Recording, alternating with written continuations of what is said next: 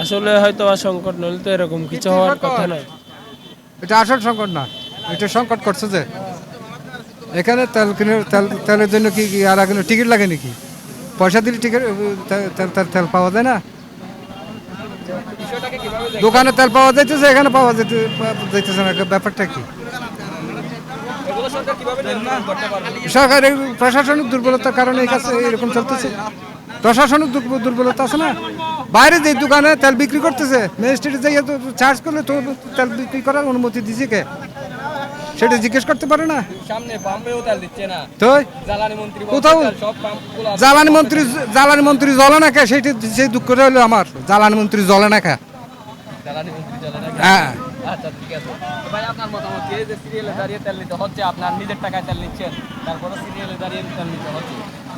আমরা তো বাংলাদেশের মানুষ, আমাদের একটা যদি কোনো একটা গুজব হয়ে যায় তখন যার 1 লিটার তেল লাগবে উনি 5 লিটার নিয়ে যাবে। এটা একটা আমাদের অভ্যস্ত একটা সংকট। দ্বিতীয় কথা হলো বাংলাদেশের একটা টাইমলাইন থাকতে হবে, এই জিনিসগুলো গাইডলাইন থাকতে হবে যে এই জিনিসগুলো যে একটা গাড়িকে 2 লিটার দেবে এবং একটা নাম্বারটা নিয়ে নিলে। এখন আমি শুনছি যে এরকম হয়তো ও টাঙ্কি পুরে নিয়ে গেছে, ঘরে নিয়ে এগুলো রেখে আবার আসছে। ওইটা হবে না, কি করে গাড়ির নাম্বারটা নিবে, নেওয়ার পর উনি আজকে আর পাবে না বা 2 দিন পাবে না। তাহলে যারা পাচ্ছে না ওরা পাইতে পারে।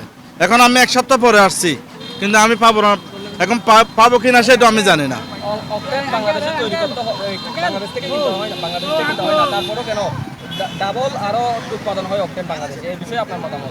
আমি নিউজ যতটুকু দেখেছি আর কি। আমিও আপনার মতো নিউজে দেখছি, শুনছি, কিন্তু বাস্তবটা এখন তো বর্তমান প্রেক্ষাপটে এটার উল্টাটাই দেখা যাচ্ছে। আমরা খবরে শুনতেছি যে আমাদের যে তেলের জাহাজগুলো এগুলো কিন্তু মানে ইরানে ছেড়ে দিচ্ছে, আমাদেরকে ধরতেছে না। তাহলে তো সংকট হওয়ার কথা না।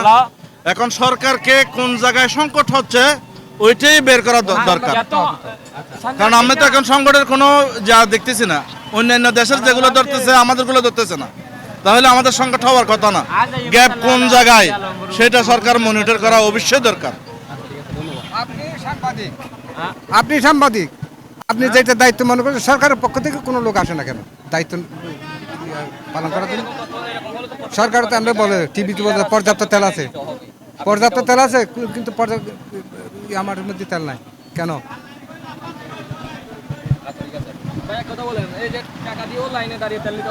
এটা খুবই দুঃখজনক, আসলে খুবই দুঃখজনক। কি করবো আমরা, এখন তো জিম্মি হয়ে আছি। হ্যাঁ, লাইনে ধরেও পাচ্ছি না। আমি দুপুর একবার আসছিলাম, কিন্তু টোকেন দিছে আমাকে, কিন্তু এখন তো বুঝতেছি না, 6টা বাজে বলতেছে। দেখা যাক কি হয়, কদ্দূর কি হয়, কিছু করার নাই, আমরা জিম্মি হয়ে আছি জনগণ। বাংলাদেশ কিভাবে সংস্কার হবে বলে মনে করেন যদি এরকম চলতে থাকে? এগুলি আসলে সরকার যদি আমাদের প্রতি যত্নবান হয়, হ্যাঁ, তাহলে আমরা হয়তো এ থেকে নিস্তার পেতে পারি।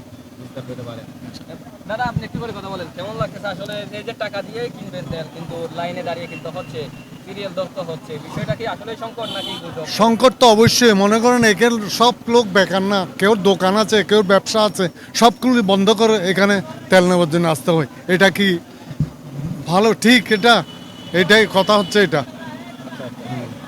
আপনিও তো বয়স অনেক হয়েছে, দেখতেছি তেলের জন্য দাঁড়িয়ে আছে। তেলের জন্য দাঁড়িয়ে আছে, সকালে আসছিলাম, দেখি যে অনেক লাইন, তেল নিতে পারিনি, আবার চলে গেছিলাম, এখন আবার আসছি। দেখি